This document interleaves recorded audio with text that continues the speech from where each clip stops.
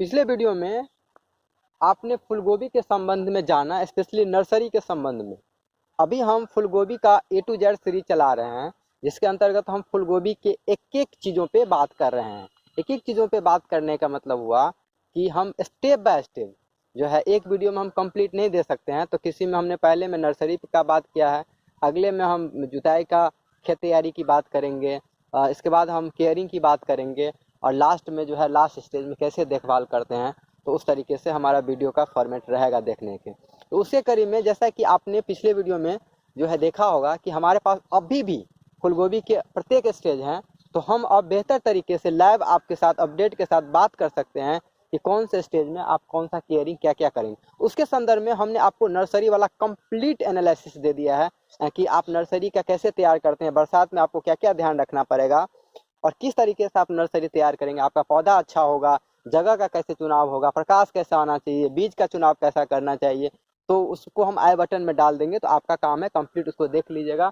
और अभी भी अधिकतर लोग फूलगोभी लगा रहे हैं, पत्ता गोभी लगा रहे हैं, ब्रोकली लगा रहे हैं, इसीलिए इन तरीकों का आप सही से अप्लाई करते हैं तो हम गारंटेड कर सकते हैं आपका उपज अच्छा ही होगा, बुरा नहीं होने जा रहा है। उसी के संदर्भ में आज हमारा नेक्स्ट वीडियो होने वाला है खेत का तैयारी। हम बेसर डोज क्या दें, कैसे हम खेत का तैयारी करें ताकि हम अच्छे से उत्पाद, कम पैसा में हम ज़्यादा उत्पादन ले सकें।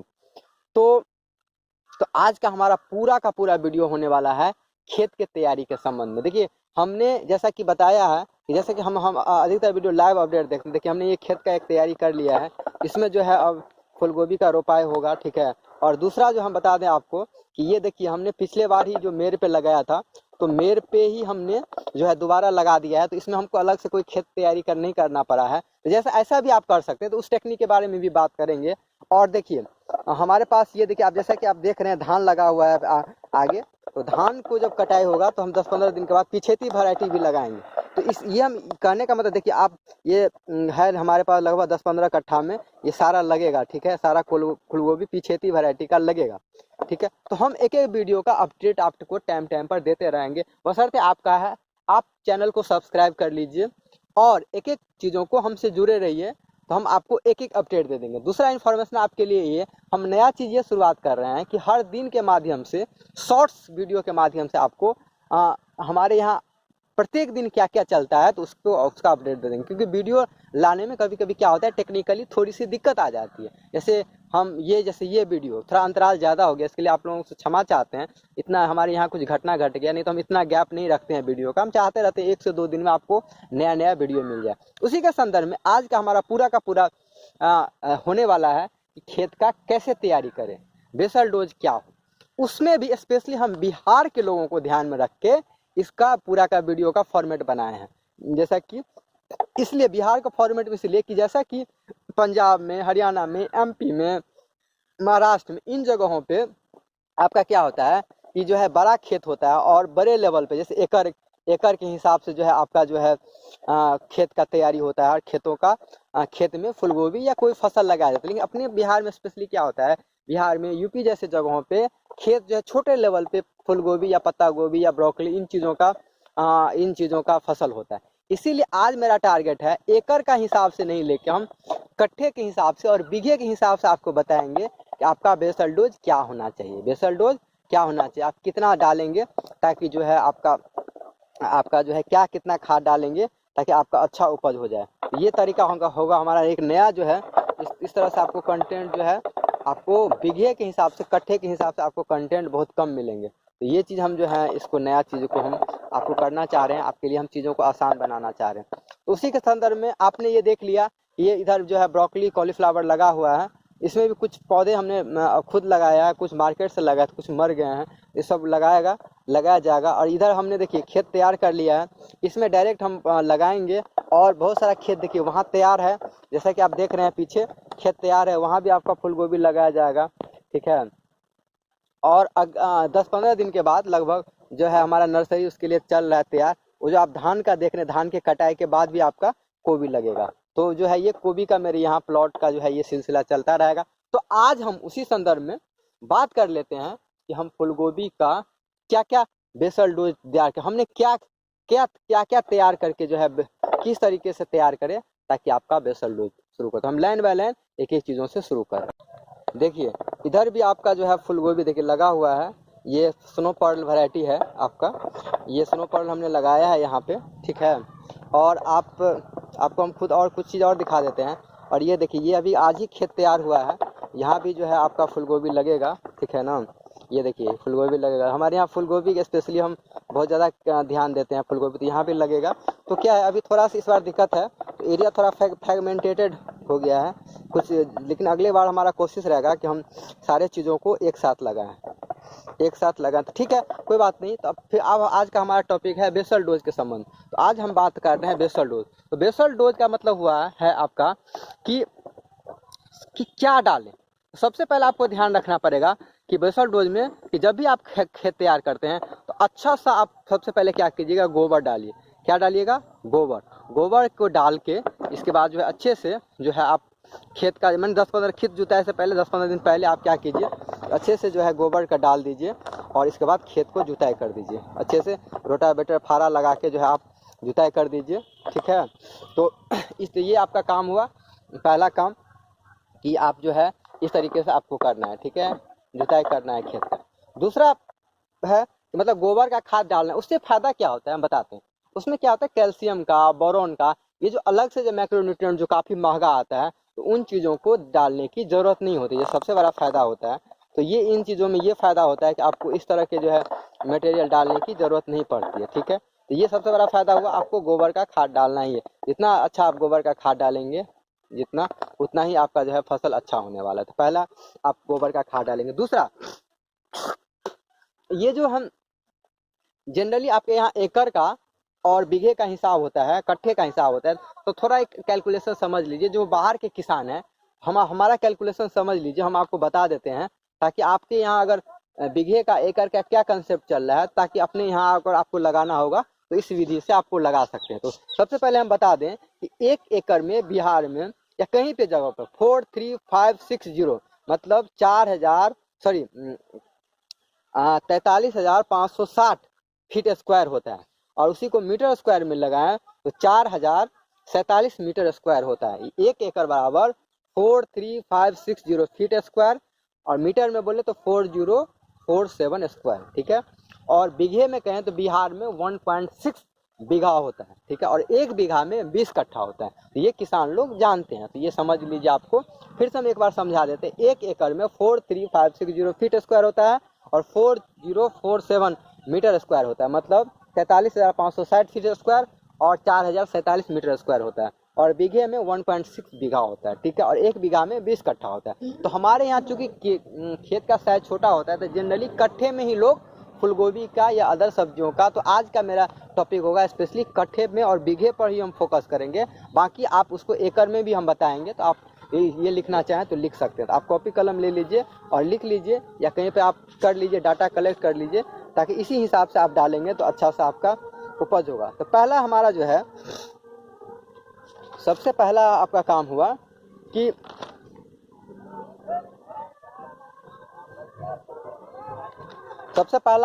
हुआ कि बेसल डोज में आप डीएपी, देखिए डीएपी, पोटास और यूरिया, ये 3 मेन फसल है। तो उसमें आप क्या क्या डालेंगे। तो सबसे पहले डीएपी जो 1 एकड़ में आपका 1 कट्टा लगता है। 1 कट्टा का मतलब 1 बोरी होता है, उसको हमारे लोकल भाषा में कहीं कट्टा बोलते हैं, ठीक है। तो उसमें क्या करना है आपको, सबसे पहले 1 कट्टा जो है आपको देना है। तो 1 कट्टे का मतलब हुआ आपका जो है 1 बोरी में कितना, 50 किलो, कितना होता है 50 kg। तो आपको क्या करना है 50 kg जो है आपको 1 एकड़ में डालना होता है। तो उसी को आप बीघे के हिसाब से देखें, तो अगर आपका 1 बीघे का खेत है तो 31.25 मतलब लगभग 31 किलो आप डाल सकते हैं। कितना, 31 किलो, 30 किलो से लेकर आप 31 किलो डाल दीजिए डीएपी।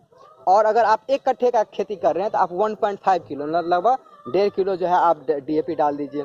चलिए नेक्स्ट आते हैं हम यूरिया पे। तो यूरिया लगभग 30 किलो लगता है, तो 30 किलो आप यूरिया का दे दीजिए। और आप 1 बीघे के हिसाब से सोचे तो 20 किलो के आसपास, 20 किलो आप 19 किलो के आसपास, वही 19-20 के आसपास जो आप डाल सकते हैं यूरिया, आप 19-20 किलो के आसपास डाल दीजिए। और आप कट्ठे के हिसाब से देखें तो लगभग 1 किलो, आप 1 किलो लगभग 1 किलो आपको यूरिया लगा, तो 1 किलो आप यूरिया डाल दीजिए। इसके बाद सिंगल सुपर फॉस्फेट, एसएसपी बोलते हैं एक्चुअली। अपने यहाँ पे एसएसपी भी डालना। देखिए डीएपी और एसएसपी सिंगल सुपर फॉस्फेट और डायमोनियम फॉस्फेट होता है। तो सिंगल सुपर फॉस्फेट आपको डालना अगर आपके यहाँ मिलता है तो आप क्या कीजिए, सिंगल सुपर फॉस्फेट जो है 1 बीघे में आपको, सॉरी 1 एकड़ में 30 से 35 किलो लगता है, और आप 1 बीघे में डाल रहे हैं तो 20 किलो। देखिए अपने यहाँ हमारे यहाँ स्पेशली सिंगल सुपर फॉस्फेट नहीं मिल रहा है। तो सिंगल सुपर फॉस्फेट और डीएपी में क्या अंतर है, आप वीडियो के लास्ट में आपको हम बताएंगे। वो डालने से क्या, जनरली हमारे यहाँ डीएपी मिलता है, एसएसपी नहीं मिलता है, सिंगल सुपर फॉस्फेट नहीं मिलता है। उसका एक फ़ायदा है, बट कोई बात नहीं है। अगर सिंगल सुपर फॉस्फेट नहीं मिला तो उसका हम बताएंगे कि उपाय उसमें आपको क्या करना है। तो आपको डीएपी का मात्रा का ज़्यादा बढ़ाना पड़ता है और कुछ नहीं होता है। आप लगभग जो है 1.5 गुना जो है मात्रा बढ़ा दीजिए।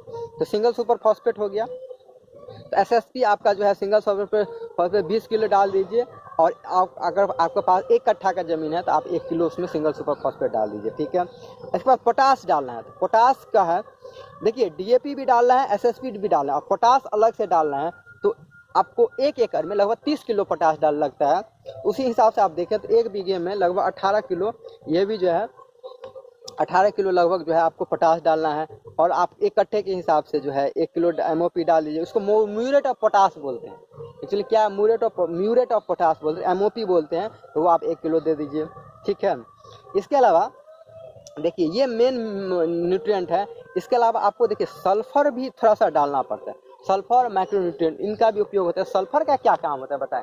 स्पेशली सल्फर का प्रयोग जो है बरसात में बहुत उपयोगी होता है, क्योंकि सल्फर जो है सबसे बड़ा काम फंगीसाइड की तरह करता है। फंगीसाइड का क्या उपयोग है हमने आपको पिछले वीडियो में बताया है कि फंगीसाइड के कारण क्या होता है, आपके बहुत सारे जल गलन का समस्या, ब्लड का समस्या, इन तरह की समस्याएं आती है। तो आप हमसे कनेक्टेड रहते, एक एक चीज़ों को हम डिटेल से बताएंगे, आप बिल्कुल टेंशन ना लें। आप कनेक्टेड रहें, चीज़ों को देखें, समझें, कमेंट के माध्यम से पूछे, तो आपको एक एक चीज़ टाइम पे मिलता रहेगा, ठीक है, समय के अनुसार। ब्लड का समस्या, तो इन सब चीज़ों की, इसलिए सल्फर का मात्रा लगभग 3 किलो आप डाल दीजिएगा, ठीक है ना, 1 एकड़ में, तो आपका काम चल जाता है। उस हिसाब से उस हिसाब से आप डालें 1 एकड़ में। तो इसमें इसका मात्रा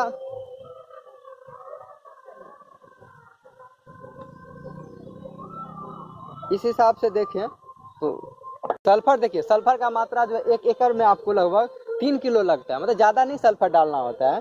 तो इस हिसाब से आप देखें तो आप 1 बीघा में आप 2 किलो के आसपास सल्फर डाल सकते हैं। और 1 कट्ठा का तो आप 100 ग्राम वाला डाल दीजिए। उसमें 90% वाला आप सल्फर डालिएगा, जो 90 से 95% होता है, सल्फर का कंटेंट उसमें ज़्यादा होता है। उस तरह का चीज़ आप डालिएगा जिसमें सल्फर का कंटेंट। इसके अलावा देखिए आप माइक्रोन्यूट्रिएंट को डाल सकते हैं। तो माइक्रोन्यूट्रिएंट आपका जो है 1 एकड़ में लगभग 7 किलो लगता है। किसी अच्छे कंपनी का आप माइक्रोन्यूट्रिएंट के अंदर सारा कैल्शियम वैल्शियम सारा चीज़ों को मिला के जो है बनाया जाता है। तो माइक्रोन्यूट्रिएंट का लगभग 5 किलो लगता है आपको, सॉरी 7 किलो माइक्रोन्यूट्रिएंट आपको डालना होता है। तो आप उस हिसाब से देखें तो 4 से 5 किलो आपका पैकेट आएगा, तो वो आप 1 बीघा में डाल सकते हैं। और आपके पास 1 कट्ठे का खेत है तो आप 200 से 250 ग्राम आप क्या कीजिए, मैक्रोन्यूट्रिएंट डाल दीजिए, ठीक। इसके अलावा आप क्या है कि देखिए इसके अलावा पेंडामेथिलीन वगैरह का यूज होता है। तो पेंडामेथिलीन क्या है ना, एक्चुअली घास मारने का दवा है। क्योंकि देखिए गोभी है या कोई भी सब्जी वर्गीय फसल है, खासकर बरसात में बहुत ज़्यादा परेशान करता है। तो इसका तरीका क्या है कि आप पेंडामेथिलीन को जो है सारे खादों के साथ मिला के उसको छिड़क दीजिए। उसके बाद सिंचाई कर दीजिए। तो पेंडामेथिलीन डालने का क्या विधि है उसको हम बात करेंगे अलग से, लेकिन ये लगभग जो है अगर आप डालते हैं तो 1 बीघा में लगभग जो आपको 500 से 600 ml पेंडामेथिलीन लगेगा। और अगर आप मतलब इसका मात्रा कम रखना होता है। इसके अलावा अगर आप 1 कट्ठे में डालते हैं तो 25 से 30 ml जो है पेंडामेथिलीन डाल दीजिए, खाद के साथ मिला के उसको छिड़क दीजिए। और इसके बाद जो है उसको जो है इससे पानी चला दीजिए। तो ये मोटा मोटी खाद का है। इसके अलावा जो है ये बेसल डोज का हो गया। ये बेसल डोज में जो है आप इतना चीज़ों को डालना होता है। तो ये मेन चीज़ है जिसमें किसी इस तरह से आप बेसल डोज तैयार करते हैं तो निश्चित रूप से जो है आपका जो है फसल अच्छा आएगा। इसके अलावा आप खाद में डालें तो 20-25 दिन के बाद दोबारा आप जो है डीएपी का प्रभाव होता है, डीएपी जो है फिर दोबारा डाल सकते हैं, डालेंगे आप। बीच बीच में यूरिया कब डालेंगे, बोरोन का कब यूज होगा, तो उस पर हम अलग से वीडियो में बात करेंगे। जैसे कि लास्ट स्टेज में बोरोन डालना पड़ता है, कितना मात्रा में डालें उसके बारे में हम उसको स्प्रे भी डाल सकते हैं, अंदर से भी डाल सकते हैं, हाँ इसके अंदर बेसल डोज में भी डाल सकते हैं। इन सब टॉपिक पे हम अभी नेक्स्ट वीडियो में अपलोड देंगे। केयरिंग वाले में पूरा डिटेल से बताएंगे। उसमें हम ये बताएंगे कि शुरू में लगाने से लेके आपको कैसे ध्यान रखना है। हम चाहते हैं कि छोटा छोटा शॉर्ट वीडियो में आपका पूरा डिटेल से पता चल जाए, तो वो नेक्स्ट वीडियो में उसका बारे में हम जानकारी दे देंगे, तो वो बता देंगे आपको। तो अभी तक आपने बेसल डोज में ये सब चीज़ों के बारे में जान लिया कि बेसल डोज में आपको क्या क्या ध्यान रखना पड़ेगा। जब मैंने बेसल डोज का मतलब, जब आप खेत तैयार करेंगे तो आपको क्या क्या किन किन चीज़ों को ध्यान में रखना पड़ता है। तो इन चीज़ों का आप ध्यान में रखेंगे तो निश्चित रूप से जो है आपका जो है फसल अच्छा होने वाला है। ठीक है, इसमें अच्छा ही होगा फसल। ठीक है, इसमें कोई बुरा नहीं होगा, मतलब आपका क्वालिटी भी अच्छा होगा, फसल भी, खासकर गोबर के खाद का बहुत ज़्यादा इम्पोर्टेंस है। देखिए हमारे यहाँ देखिए, जैसे देखिए ये पेड़ सब कितना अच्छा है।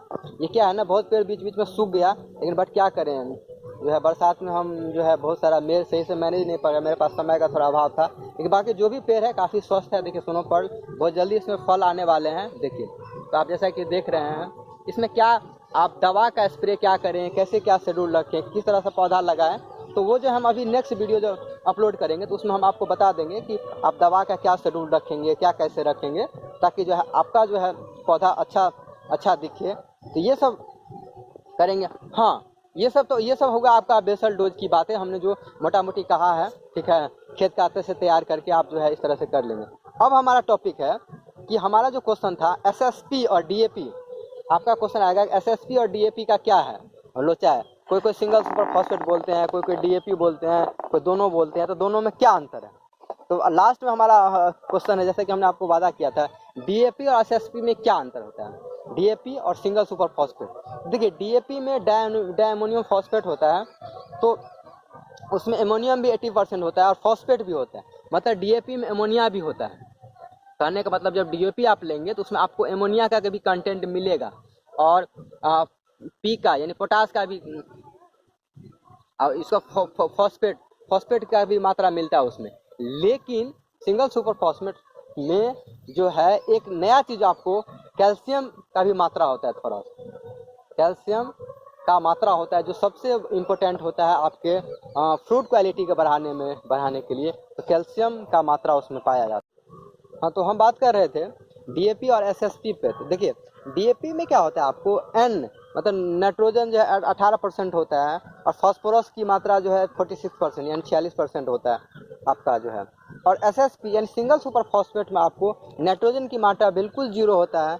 इसके अलावा क्या होता है, आपको फास्फोरस 16% होता है, सल्फर भी होता है, कैल्शियम भी होता है, उसमें जिंक का भी थोड़ा सा मात्रा होता है। तो एसएसपी का थोड़ा सा इसमें अच्छा बात क्या है कि अगर आप एसएसपी डालते हैं यानी सिंगल सुपर फॉस्फेट अगर आप डालते हैं तो उसका फ़ायदा ये होता है कि आपको जो है फास्फोरस तो मिलेगा ही, साथ साथ जो सल्फर भी मिलेगा, जो आपको पौधे को कीटाणु वगैरह से लड़ने से मदद करता है। दूसरा कैल्शियम जो 19% है वो एक्स्ट्रा आपको फूल को जो क्वालिटी होता है उसको बढ़ाएगा। तो ये सब चीज़ें जो है एसएसपी में फ़ायदा है। तो जिसके यहाँ डीएपी, आप ध्यान से सुन लीजिए, जिसके यहाँ एसएसपी नहीं मिलता है वो बाद में कैल्शियम और बोरॉन को जरूर रूप से डालेंगे।